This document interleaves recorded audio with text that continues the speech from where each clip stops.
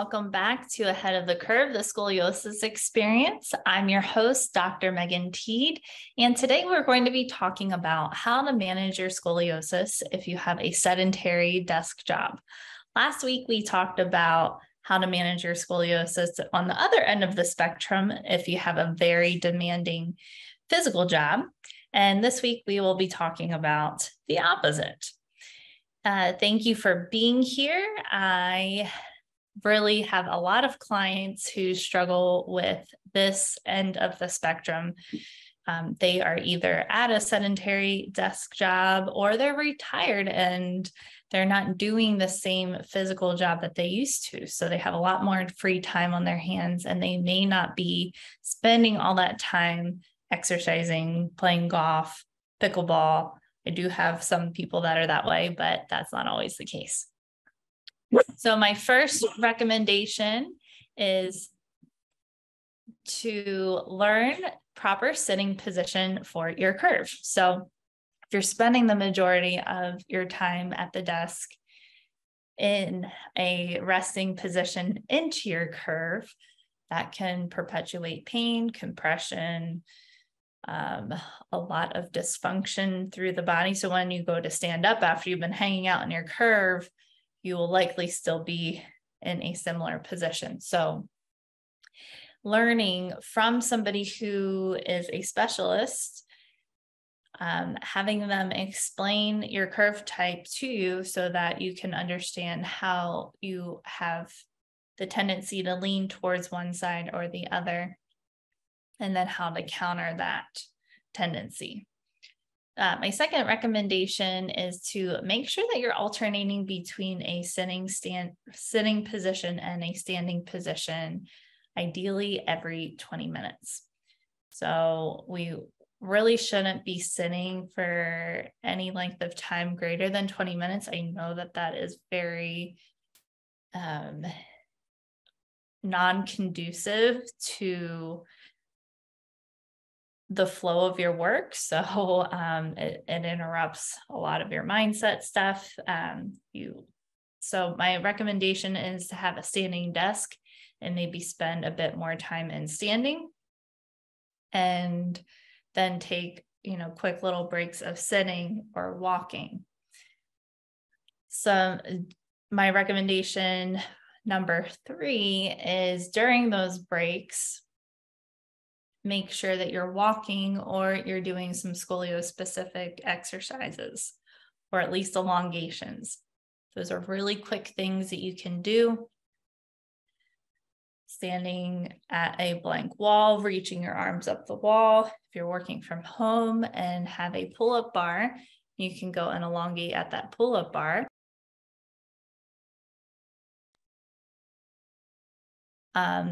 If you have your own office with a door, you can even get on the floor and do a couple of things in between, and just making sure that you're not in a static position for too terribly long, because our bodies, our spines, no matter if you have scoliosis or you don't, they really just don't like being in a static, stiff position, because that increases stiffness. It doesn't allow for synovial fluids to be flushed into our joints, into our discs, in between the vertebrae of our spine.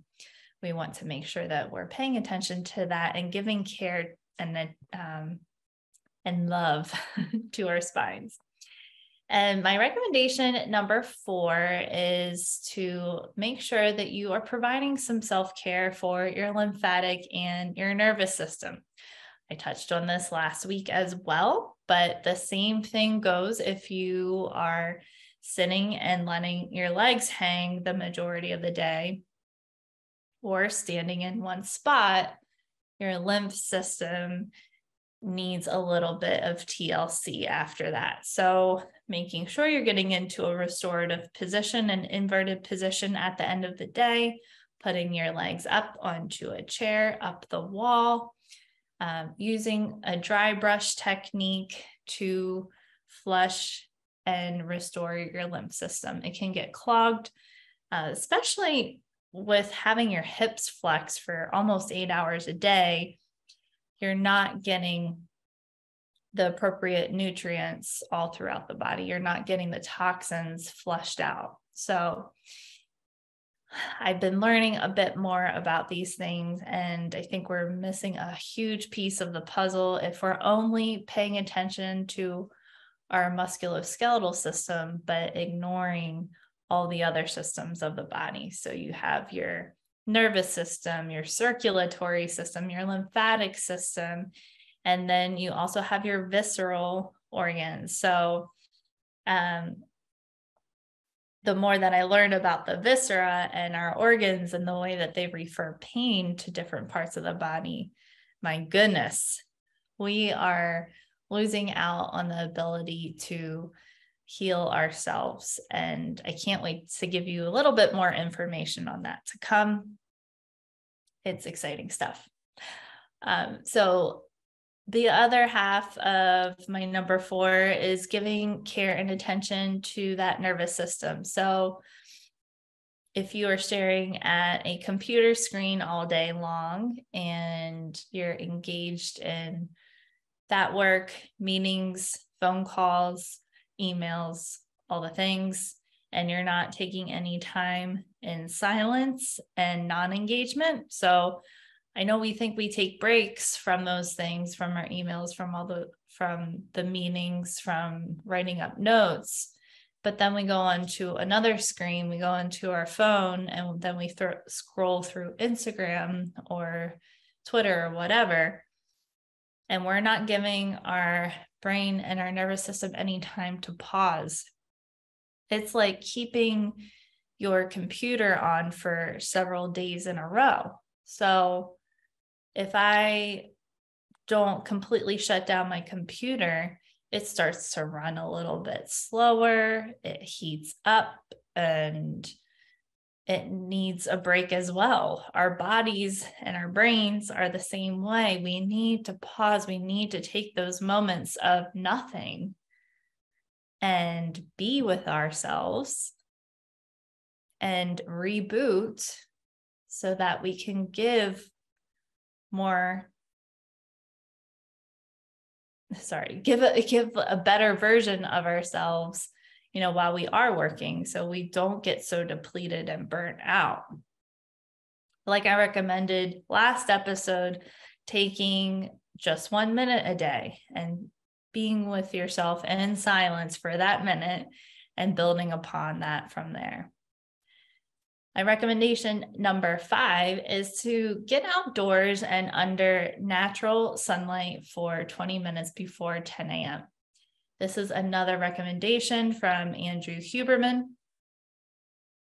This is very helpful if you are under fake light the majority of the day. It really can mess with your sleep. So getting that natural light into our eyes first thing in the morning for 20 minutes, go for a walk with your dog, with your partner, with yourself before 10 a.m. and see your energy levels transform throughout the rest of your day. It also helps you to wind down at the end of the night at more of an appropriate time. So you tend to get sleepy at a better time and get more restful sleep once you are into a habit of getting this natural light first thing in the morning. And then finally, my tip number 6 is making sure that you are building strength. So if you're spending the majority of the time in a sedentary desk job, likely your glutes are a bit weaker, your hamstrings and your hip flexors are tighter and probably not that strong as well. So finding a strength training program that works well for you is really, really important. And if it's scoliosis specific, that's even better. So there's lots of strength training programs out there that can be helpful. I personally have really enjoyed using Peloton. They have an app, they have 10 minutes, 20 minute, 30 minute, and you can choose upper body, lower body combination of things, something that's really quick and easy to follow along with. I don't have to think about it because I spend the majority of my week planning out exercise programs for other people. So I don't want to have to do that for myself. You could call me lazy if you want to, but it's the truth. So, and then if you're looking for something more scoliosis specific, I offer a program, and then there's other programs out there as well. There's Strength and Spine, there is Yoga Berry, there is other things that I can't think of right now, but if you go on Instagram and you search scoliosis, there is a plethora of things out there. So Pilates is very strength building, and you don't necessarily have to use weights to be building strength, but I will caveat that it can be even more beneficial to be using weights because it helps to build your bone density and helps to prevent osteoporosis later in life. So to wrap up, those are my 6 tips to help manage your scoliosis if you have a sedentary desk job. If you are simply not doing anything, likely your scoliosis is probably really aggravating you right now. So please reach out to me. Small group coaching, scoliosis coaching is a really great way to begin working on your scoliosis. You get the camaraderie of having other people who are in the same boat as you, and you get to learn more about them, get to know them, encourage one another under the guidance of a scoliosis specialist. Please reach out if you want to learn more information about that. There is a link down below. Make sure you hit the link, and I will see you next week.